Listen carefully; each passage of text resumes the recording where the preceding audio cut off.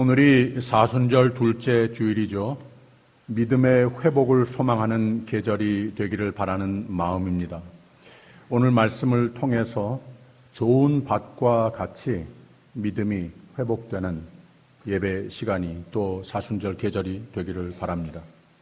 어제 제가 옛날 섬기던 교회에 한 집사님의 아버님 장례식을 집례하고 왔습니다. 저는 그 아버님을 만나뵌 적이 없는데 그 젊은 집사님이 저에게 장례식을 부탁하면서 좀 특수한 부탁을 했어요. 목사님, I don't want a sad funeral 하는 겁니다. 장례식이 슬픈 장례식이 안 됐으면 좋겠습니다. 저희 아버님이 세상을, 우리를 떠나신 것은 물론 슬픈데 슬픔보다 사실 감사와 기쁨이 더 큽니다. 아버지의 훌륭했던 믿음, 그 때문에 우리가 오늘 믿음을 가졌습니다. 아버지의 캐릭터, 인품, 그 때문에 내가 그나마 옳고 그른 것을 분별하고 지키고 사는 삶을 삽니다. 내가 자랄 때 아버지 속을 많이 썩여드렸습니다. 아버지는 가르칠 것은 철저히 가르치셨지만 내가 나의 생애를 희망을 가지고 다시 잡아볼 수 있는 길과 무조건 사랑으로 대해 주셨기에 내가 가정을 이루며 믿음과 소망과 사랑의 가정으로 노력하면서 살게 됐습니다. 무엇보다도 주 안에서 주어진 믿음, 이것을 제가 아버지에게로부터 받았습니다. 그래서 아버지의 장례식이 sad occasion이 아니라 우리 모두의 감사와 그가 사신 라이프를 셀러브레이트하는 기회가 됐으면 좋겠습니다 하는 겁니다. 저도 늘 바로 이런 면으로 특히 장례식을 천국 환송 예배라고 부르듯이 늘 장례식을 그렇게 인도하는 편이고 어제도 그런 시간이 됐습니다. 그러면서 그 아버지가 참 훌륭하신 분이었구나. 자녀가 가신 다음에 그렇게 고마워하고 그들의 아버지로 기억하면서 셀러브레이트 하고 싶은 그런 아버지가 되셨었구나. 나도 그렇게 살아야 되겠다. 이런 생각이 들었습니다. 인생이 그런 것이 아닌가. 인생은 한번 살고 가면 다시 돌아오지 못하는 것이 아닌가. 나도 살아있을 때 다 잘해야 되겠다. 후회 없이 살아야 되겠다 생각이 새삼 들었습니다. 그래야 나중에 자녀가 아버지를 기억하면서 고마워하지 않겠는가. 그 라이프를 기념하며 셀러브레이트 해야 되겠다 하겠죠. 세상 살면서 만 가지 잘해야 할 것이 많지만 믿는 사람은, 하나님 택하심을 받은 사람은 가장 중요한 후회 없는 생애를 살기 위해 잘해야 할 것이 한 가지 있습니다. 하나님께서 우리에게 축복해 주신 내가 나 된 것, 이 모든 것이 승리의 삶이 되기 위해서 하나님 안에 내가 누구인지 또는 내가 어떤 존재로 만들어졌는지 잘 알고 거기에 걸맞는 승리의 인생을 살아가야 하는 겁니다. 이게 믿음입니다. 신앙인의 삶이라고 하는 것은 두 가지라고 했죠. 첫째는 하나님이 누구이신지, 즉 나를 하나님 형상으로 빚으시고 세상에 내보내셨는데 결국 그 형상을 잃지 않고 믿음으로 하나님을 잘 알고, 둘째는 하나님 아들, 딸 된 내가 세상의 죄 가운데에 살아도 하나님께 더욱 가까이, 예수 사신 모습에 더욱 가까이 나오면서 그 원래 지으신 본성을 회복하고 보존하는 삶, 그 가운데 매일 예수를 닮아가는 삶이 되어서 하나님도 기뻐하시는 삶, 내 가족과 주위의 사람들이 다 셀러브레이트 하겠다고 하는 진정 세상과 환경을 초월하는 평강을 누리면서 살다가 예수께서 먼저 가셔서 예비하신 영생, 영락의 초소를 소망하면서 사는 삶이 돼야 하는 겁니다. 이걸 성화라고 합니다. 이걸 잘해야지 잘 못하면 세월은 흐르는데 그 삶이 불안하고 형통하지 못하고 지금도 평강을, 행복을 모르고 궁극적으로는 천국에 대한 확신이 없어진다고 하는 겁니다. 그리고 이 생애는 한 번 사는 것이지 다시 살지 못한다고 하는 말입니다. 믿음과 충성으로 내 목자가 되시는 하나님을 절대적으로 믿고 순종하는 삶으로 사는 삶도 한 번 살면 그게 다지, 잘 안 됐구나, 다시 돌아가서 잘못된 데부터 다시 살아볼 수 있는 것이 인생이 아니라고 하는 겁니다. 그래서 승리스러운 인생, 확신의 신앙, 하나님이 베푸신 영생과 영락 꼭 이루고 거기 가는 길을 하나님이 지키시고 축복하시고 보호하시는 삶, 힘이 되어주시고 참 지혜가 내 것이 되는 삶, 그리고 하나님의 은혜의 원천의 삶도 되는, 이것은 살아있을 때 내가 잘해야 하는 겁니다. 후회 없이 살아야 하는 것이 인생입니다. 여러분은 후회 안 하실 자신이 있으십니까? 오늘 말씀에 예수님은 후회 안 할 인생, 이걸 잘하라고 설교하신 말씀 내용을 담고 있습니다. 오늘 말씀은 그날에라고 하는 단어로 시작을 하죠. 무슨 날이었는지 좀 궁금합니다. 조금 뒤를 보면 12장 마지막 부분에 그 날이 어떤 날이었는가 설명을 하고 있습니다. 예수님께서 무리를 가르치실 때 선언한 것이 있습니다. 한 가지 약속하신 게 있어요.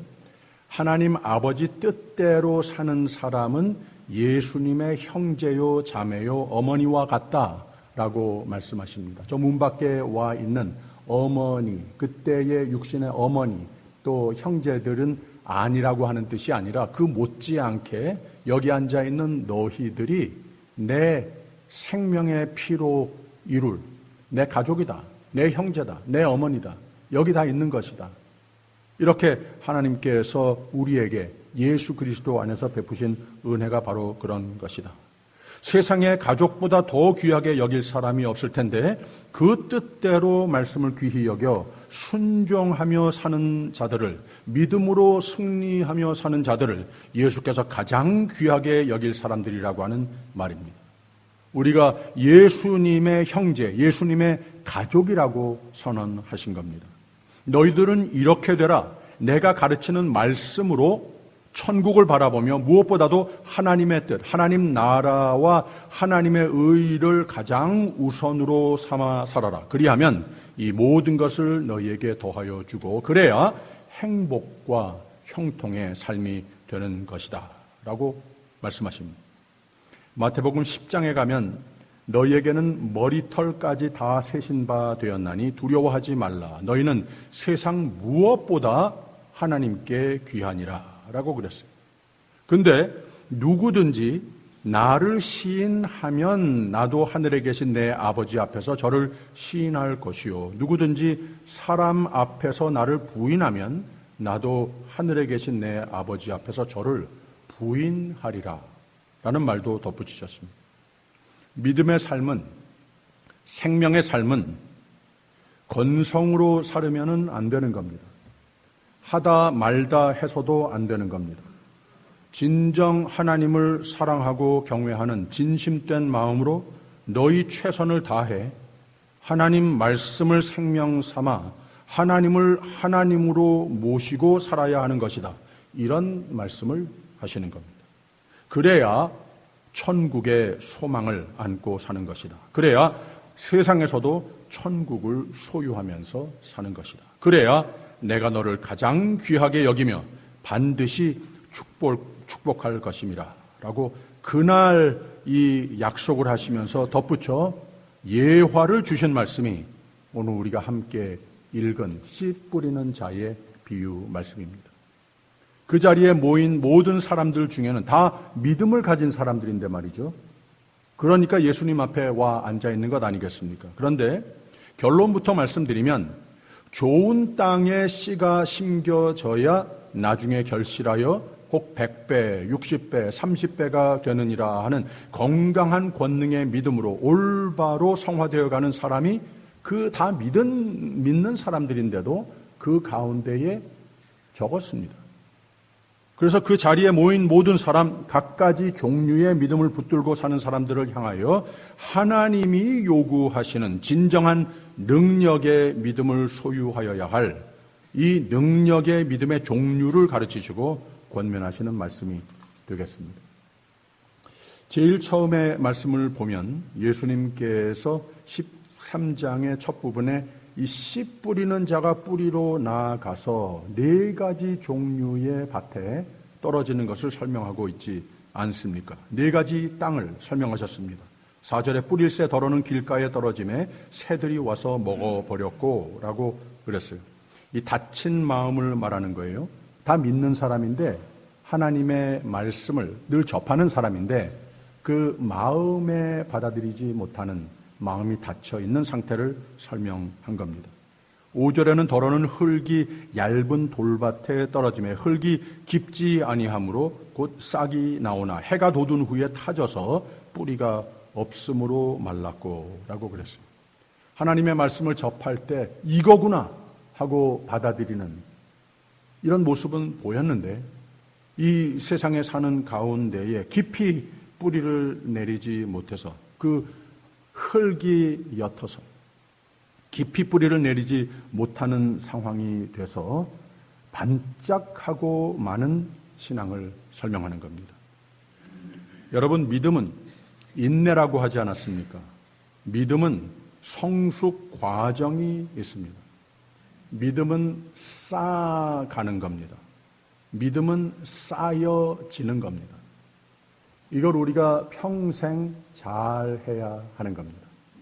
그랬을 때에 우리는 하나님께서 우리에게 축복하신 바 예수 그리스도 안에 하나님께서 우리를 애당초 지으신 그 형상을 회복해가는 삶이 비로소 될 수 있는 거라고 하는 겁니다.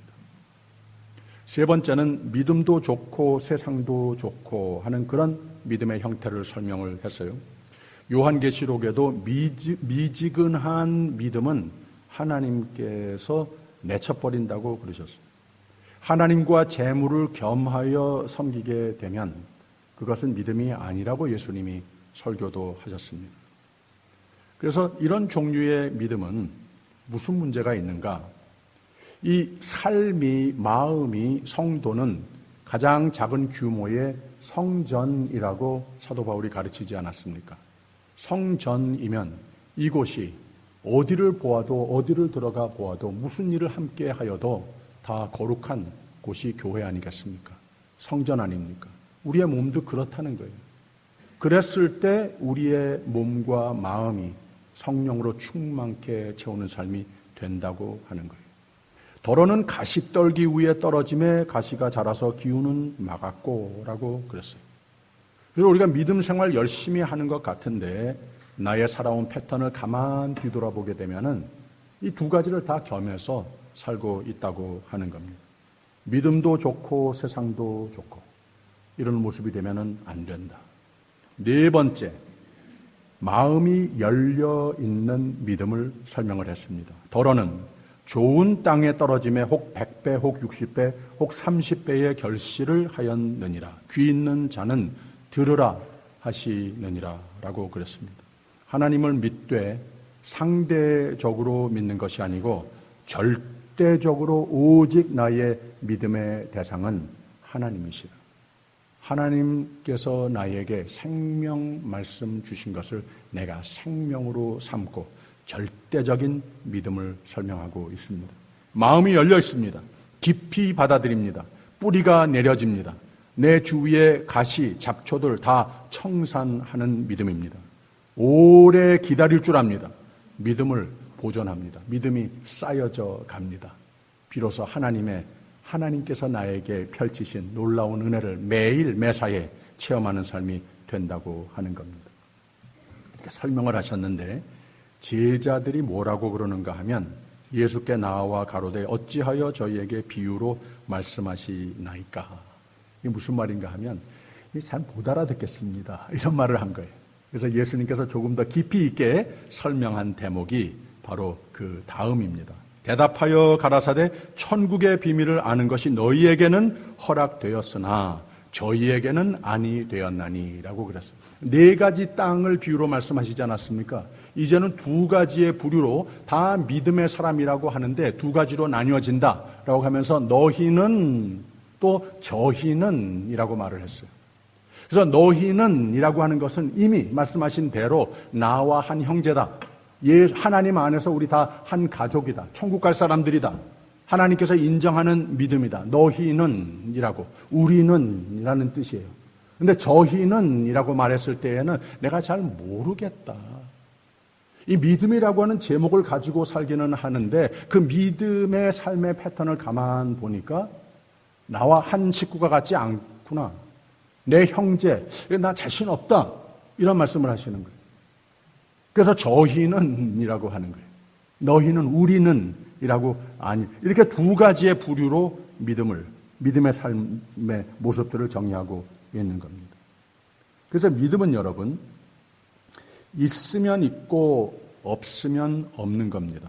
12절에 무릇 있는 자는 받아 넉넉하게 되되 무릇 없는 자는 그 있는 것도 빼앗기리라 라고 그랬습니다. 그래서 예수님께서 이렇게 서론적으로 말씀하실 때에 좀 우리의 믿음을 진단해 볼 필요가 있습니다. 나는 예수님께서 이 세상의 모든 믿음의 사람들을 보시면서 평가하시는데 예수님께서 나를 보고 너는 우리 라고 그렇게 인정해 주시는 믿음입니까? 아니면 나의 믿음의 삶을 가만 보니까 저희는 이라고 예수님께서 나와 하나 된, 나와 한 형제가 된 이렇게 부르지 못하는 믿음의 사람이 됐습니까? 이 저희라고 하는 믿음의 패턴의 결국을 또 설명을 했어요. 13절에 그러므로 내가 저희에게 비유로 말하기를 너희가 보아도 보지 못하며 들어도 듣지 못하며 깨닫지 못함이니라. 이사야의 예언이 저희에게 이루었으니 일렀으되 너희가 듣기는 들어도 깨닫지 못할 것이요 보기는 보아도 알지 못하리라 라고 그랬어요. 그래서 이 듣는다고 하는 말을 자꾸 표현하지 않습니까? 그래서 이 듣는다고 하는 단어에 두 가지 표현이 있지 않습니까? 명사의 표현이 있고 동사 표현이 있는 거예요. 여기서 저희는 했을 때 믿는 사람이라고 그랬어요. 누가 물어보면 I'm Christian 충분히 대답할 수 있어요. 자신 있게. 그런데 그 삶을 하나님께서 보셨을 때에 하나님 말씀 들리는 삶을 듣기는 하는 삶을 사는 것 분명한데 거기에서 멈추더라는 거예요. 그 다음에 동사로 표현한 너희는 우리는 하면서 이 말씀에 대해서 예수님이 어떻게 설명을 하는가 하면은 너희는 들음이로다. 이거 동사 아닙니까? 내 것으로 받아들이더라는 거예요. 그냥 들리는 정도가 아니라 내 가슴까지 마음까지 내려와서 내 것으로 만드는, 내 마음을 열어서 이 동사 아닙니까? 내가 받는 행동이라고 하는 거예요. 이렇게 구분을 하시는 겁니다. 그래서 이 백성들은 마음이 완악하여져서 그 귀는 듣기에 둔하고 눈을 감았으니 이는 눈으로 보고 귀로 듣고 마음을 깨달아 돌이켜 내게 고침을 받을까 두려워함이라. 말씀 잘합니다. 가르칠 줄도 알아요, 어떤 경우에는. 그런데 마음으로 받아들이지 않아서 이 말씀으로 혹 내가 살고자 나의 이게 성공이라고 생각을 하는 것, 이게 참 좋다고 생각을 하는 것, 이걸 조금 흐트러 놓는 하나님의 말씀이라면 듣기 싫다는 거예요. 바로 예수님께서 그런 경고도 하는 겁니다. 내게 고침을 받을까 두려워함이라.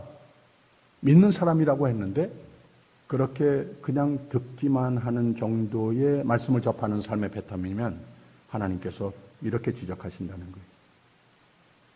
그러나 너희 눈은 봄으로 너희 귀는 들음으로 복이 있도다 라고 그랬어요. 적극적으로 내가 하나님의 말씀을 내 마음으로 내 삶으로 받아들이는 겁니다. 내가 진실로 너희에게 이르노니 많은 선지자와 의인이 너희 보는 것을 보고자 하여도 보지 못하였고 너희 듣는 것들을 듣고자 하여도 듣지 못하였느니라. 왜 그런가? 마음으로 받아들이지 않았기 때문에, 마음으로 듣지 않았기 때문에. 그런데 너희는 좋은 땅과 같은 믿음이 무엇인가? 그런즉 씨 뿌리는 비유를 들으라. 아무나 천국의 말씀을 듣고 깨닫지 못할 때에는 악한 자가 와서 이리저리 뺏어가고 하지만 너희는 다르다고 하는 거예요. 돌밭에 뿌리웠다고 하는 즉시 기쁨으로 받되 속에 뿌리가 없어서 환난과 핍박이 있을 때에 곧 넘어지는 자요. 너희는 그렇지 않다고 하는 거예요. 가시떨기에 뿌리웠다고 하는 것과 마찬가지로 세상의 염려와 재리의 유혹의 말씀에 막혀 결실치 못하는 자, 저들과 같이 너희는 그렇지 않다고 하는 거예요. 좋은 땅에 뿌리웠다고 하는 것은 말씀을 듣고 동사화이죠. 받아들였다는 거예요. 깨닫는 자니 결실하여 혹 100배, 혹 60배, 혹 30배가 되느니라 라고 그랬습니다. 열린 귀, 열린 마음으로 받습니다. 그러니 깨달음이 있습니다. 그러니 꼭 성장이 있습니다. 확신이 있고 세상이 변해도 하나님께서 나에게 향하신 그 은혜의 놀라운 신실하신 손길은 변함이 없다. 이런 확신으로 삽니다. 그 삶은 하나님께서 약속하신 바대로 결실을 맺는 삶이 됩니다. 복된 삶이 됩니다. 여러분, 믿음은 절대적이어야 합니다. 하나님 앞에, 하나님 말씀에 마음이 닫혀 있어도 안 되고 조금씩만 닫혀 있어도 안 되고 내 마음대로 내 형편에 따라 닫았다 열었다 해도 안 되고 우리의 편리 위주로 받아들여도 안 되고 좋은 밭과 같은 믿음이 되어야 하는 겁니다. 말씀을 듣는 자입니다.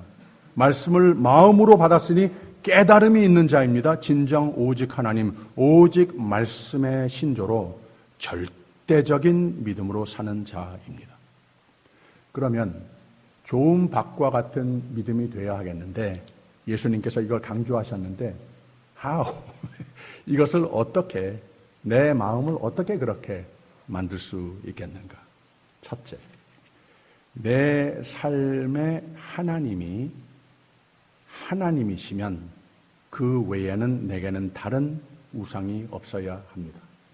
미지근해도 안 된다고 했죠. 하나님은 아예 안 믿는 것보다 더 싫어하십니다.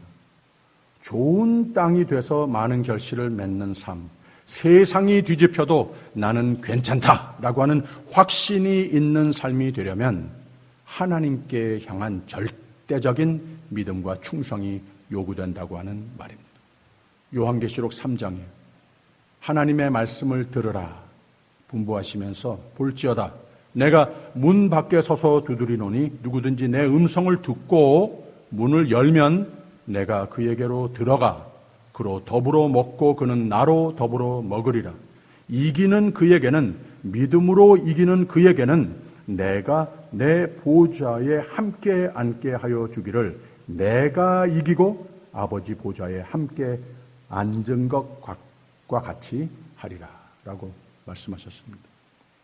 승리의 신앙생활, 형통의 삶이 되려면 하나님 말씀 들으란 말입니다. 다 나 좋으라고, 다 나 잘 되라고 하시는 말씀들인데 그렇게 인색하지 말고 하나님 말씀 들으라는 말입니다.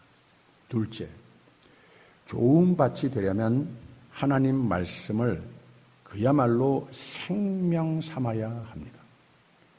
금주 금요일 새벽 예배 말씀은 잠언 3서의 한 부분이었습니다.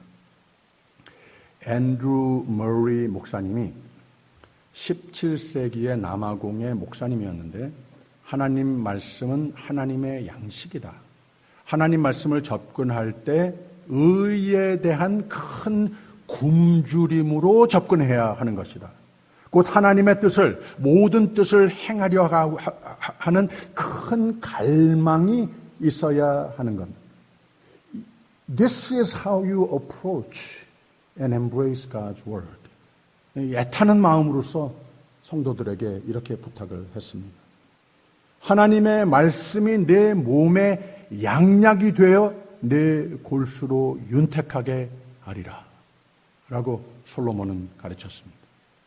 예수님도 하늘의 양식은 이렇게 설명하셨습니다. 사람이 떡으로만 살 것이 아니요 하나님의 입으로 나오는 모든 말씀으로 살 것이라고 가르치셨습니다. 하나님 말씀으로 주어지는 모든 은혜를 가리켜 양약, 힐링, 골수로 윤택하리라, 거뜬함, 새힘이라고 하는 말을, 이런 말들로 하나님의 말씀을 표현했습니다. 최근에 누가 저에게 좀 피곤해 보인다고, 피곤 회복되라고, 또 기력 상승되라고 한약 한 첩을 지어다가 주셨습니다. 저는 한약 맛, 향 자체를 아주 좋아하는 편이라서 아침 저녁으로 지금 잘 먹고 있는데 한 열흘이 지났어요. 정말로 기력이 조금씩 회복되는 것 같습니다. 근데 저는 그렇게 생각을 안 하는데 그렇게 보이셨나 봐요. 제가 기력이 조금 빠진 것 같이 보이셨나 봐요. 아무튼 우리에게 가장 중요한 양약은 하나님 말씀이라는 거죠. 그래서 이 잠언서를 쓴 솔로몬도 애당초 하나님께 바란 것이 지혜, 하나님 말씀이었습니다. 나 다른 거 필요한 건 없습니다. 하나님만 필요합니다. 하나님께서 내게 주신 말씀만 필요합니다. 세상에 내게 줄 것 참 많고 다 어느 정도 내게 도움이 되고 기분 좋지만, 부도 좋고 명성도 좋고 권세도 다 좋지만 하나님 말씀이 내게 가장 값진 것이라고 하는 신앙 고백을 했습니다. 시편 119편에는 주의 말씀이 내게 어찌 그리 단지요, 내 입에 꿀보다 더 하니이다 라고 그랬습니다. 솔로몬이 자신 있게 한 말이 하나님 말씀을 가장 값진 것으로 여겨라, 생명 그 자체로 여기고 살아라 그랬습니다. 왜 그렇습니까? 그래야 우리의 삶이, 우리의 영이, 우리의 모든 것이 하나님 뜻하신 바대로 참 평강을 누리며 건강한 모습으로 유지된다고 하는 겁니다. 하나님의 말씀은 생명책이기 때문에 생명의 삶, 행복과 형통의 삶의 매뉴얼이라고 우리가 받아야 하는 겁니다. 있으면 잘 되는 것이고 멀리하면 no way, 안 된다는 거예요. 그러니 내 삶에, 내 곁에 항상 두라고 하는 말입니다. 저 뉴욕에 사는 보수파 유대인들이 많이 길에도 보이고 그러는데, 그 중에 성인된 남자들은 길거리에 보면 항상 성경을 가지고 다닙니다. 뭐 버스를 기다린다든지, 전철에 앉아 있다든지, 누구를 기다린다든지 할 때 그냥 가만히 있는 것이 아니고 성경을 꼭 가지고 다니면서 그때 잠깐씩만 짬이 나도 하나님 말씀을 꺼내서 읽습니다. 하나님 말씀이 나에게 채우면 채울수록 하나님 말씀이 나에게 하늘의 양식이 돼서 하나님 뜻하시는 바대로 하나님의 복이 채우는 삶이 되는 것이다. 이걸 분명히 믿는 사람들이라. 우리가 그걸 배워야 합니다. 지혜, 인생을 현명하게 복되게 헤쳐나가기 위해서 지혜가 되는 말씀이라는 겁니다. 말하자면 하나님 말씀을 늘 가까이 하는 삶이면 그 삶의 전부를 하나님께서 축복해 주신다고 하는 겁니다. 하나님 말씀으로 더욱 믿음이 경고케 되시기를 주님의 이름으로 축원합니다. 하나님 말씀으로 더욱 예수를 닮는 삶이 되시기를 부탁합니다. 하나님 말씀으로 더욱 건강과 평강을 누리시며 하나님 말씀으로 삶의 윤택함과 형통의 복을 꼭 누리시기를 축원합니다. 이 귀한 복을, 생명의 삶을 자녀들에게, 우리 주위의 사람들에게 더욱 적극적으로 전도하는 삶도 되시기를 부탁드립니다. 셋째, 마지막, 믿음을 지키는 삶이, 믿음은 지켜야 하는 겁니다. 지키지 않으면 나도 모르는 사이에 나와 멀리 떠나 있을 수도 있습니다. 좋은 밭으로 유지되는 삶이 되기 위해서는 믿음을 지키는 삶이 반드시 돼야 하는 겁니다. 잠언서 4장에는 guard your heart라고 그랬습니다. 내 마음을 지키라 라고 그랬습니다. 이 마음이라고 하는 공간은 여러분, 성령께서 충만케 채우셔야지, 충만케 채우시지 않으면 요만큼이라도 빈틈이 있으면 악의 세력들이 늘 노리고 있다가 거기에 쏙 들어옵니다. 거기에 들어오게 되면 하나님께서 그 마음을, 내 삶을 완전히 주님의 복으로, 생명으로 통치하는 삶에서 그만큼 벗어나게 된다고 하는 겁니다. 그래서 guard your heart, 지켜야 된다는 거예요. 믿음은 지켜야 하는 겁니다. 잠언서 16장 18절에는 교만은 패망의 선봉이요 거만한 마음은 넘어짐의 앞잡이이니라 라고 그랬어요. 성령께서 우리의 삶을 지배하는 그것 외에 다른 것들이 들어와 있을 때에 이런 모든 것을 교만, 패망의 선봉이요 라고 설명을 했습니다. 마태복음 11장에는 예수님은 나는 마음이 온유하고 겸손하니 나의 멍에를 메고 내게 배우라 라고 그랬어요. 그랬을 때 너희의 몸과 마음이 삶이 참 쉼을 필요할 때에 얻는 것이다 라고 가르치셨습니다. 예수님께서 쓰신 이 두 단어, 온유라고 하는 말과 겸손하니라고 하는 말은 하나님 뜻에 맞추어 사는 삶을 말하는 겁니다. 예수님도 그렇게 사셨어야 했다고 하는 거예요. 이게 세상의 유혹과 시험을 이길 수 있으셨다고 하는 겁니다. 여기에 참 평화가 있는 것이다. 내게 이것을 배워라 라고 하시는 겁니다. 겸손은 하나님이 좋아하시는 삶입니다. 겸손은 하나님이 도우시는 삶입니다. 교만은 하나님이 돕지 않으시는 삶입니다. 하나님이 싫어하시기 때문에 그렇습니다. 믿음은 하나님을 풍성히 열매 맺는 삶은 하나님 말씀 따라 기쁨으로 인내로 가꾸며 성장하며 열매 맺는 삶이 되어야 하는데, 굳어진 마음이면 성령의 도움을 받아 부서져야 합니다.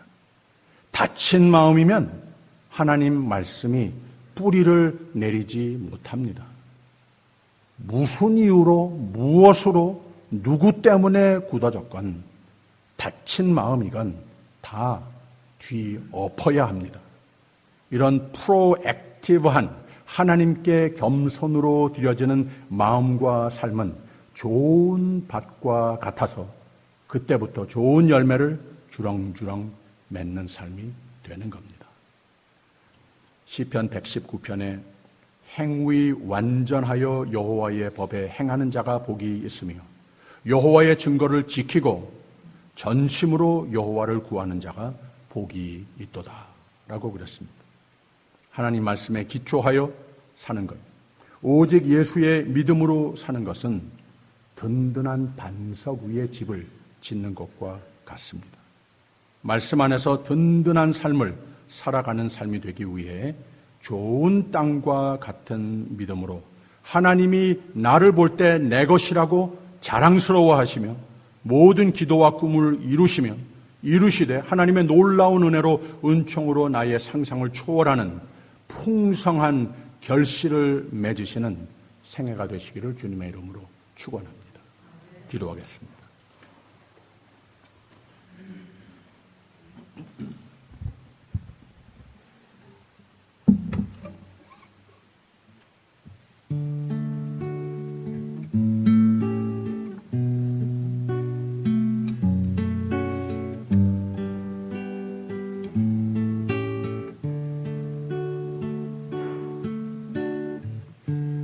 은혜 아니면 살아갈 수가 없네.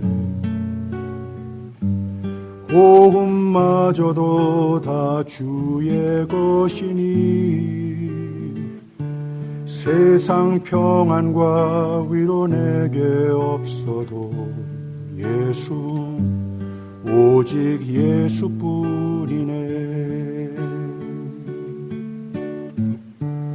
은혜 아니면 살아갈 수가 없네.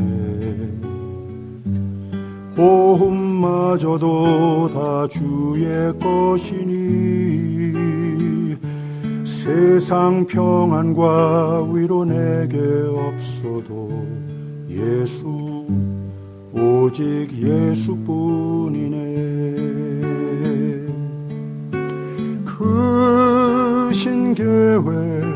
다 볼 수도 없고 작은 고난에 지쳐도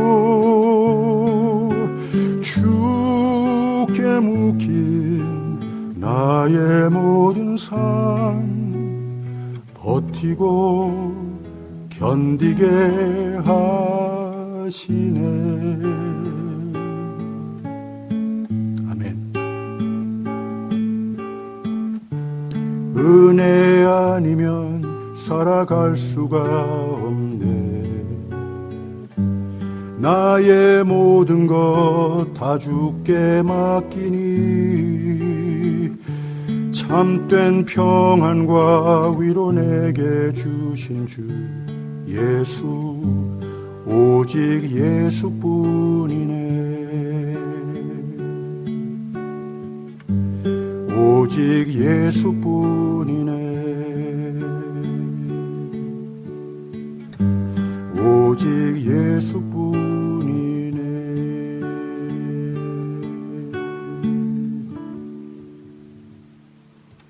하나님 아버지, 하나님은 우리를 사랑하시고 풍성한 결실의 계절과 같이 복의 삶, 생명의 삶을 예수 안에서 다 계획하셨는데 우리는 이 모든 은혜를 받을 종종 좋은 밭이 되지 못했습니다. 성령이여 우리의 마음의 밭을 일구어 좋은 밭으로 만들어 주시옵소서. 그러니 오직 말씀, 오직 은혜를, 오직 예수만을 간절히 사모하는 삶이 되게 하옵소서. 예수님 이름으로 기도합니다. 아멘.